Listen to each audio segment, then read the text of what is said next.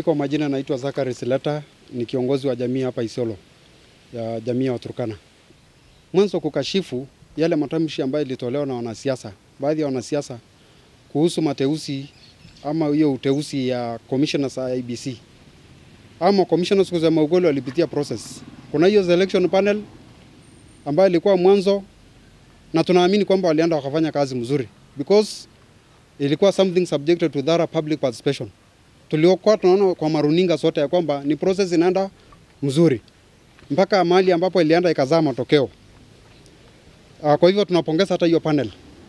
Tunapongeza pia rais wa Jamhuri ya Kenya kwa sababu ya kuonyesha hiyo umoja na utangamano ya nchi. Kwa sababu ya pengine alipelekewa wale majina alipelekea na akaona katika wale qualified, because both of them tunaamini kwamba walikuwa qualified, akateua mmoja ndio tuweze kuwa pamoja katika maneno ya ujenzi ya taifa. Kwa hivyo tunampongeza rais. Siku ya leo tumekuja hapa kwa sababu kuna matamshi ambayo hayangeweza kusikika, haikutupendeza ya ilitoka kwa Kalonzo Musyoka, Mutahi Ngunyi na Martha Karua ya kwamba Erastus Ethekon ametoka kwa Bush.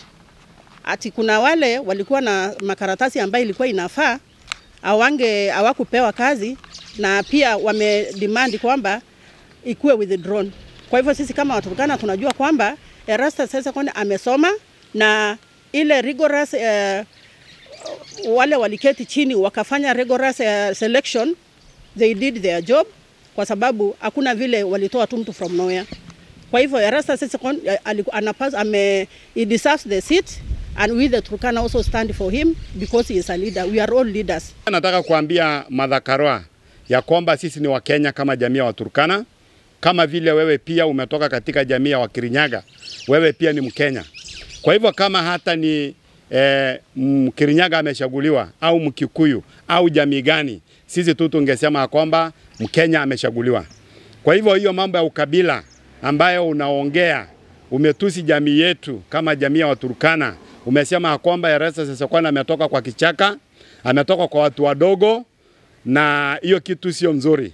Kwa hivyo tunataka kukuambia ya kwamba tunaomba utoe apologize kwa Waturkana, uombe wa Kenya pamoja na Waturkana kwa jumla, uombe msamaha. Na kama hautaomba msamaha within 7 days, sisi kama jamii ya Waturkana kutoka Samburu County wale wako pale, kutoka Isiolo County, kutoka Laikipia, kutoka Marsabit, kutoka pia Nakuru, sisi tutafanya maandamano.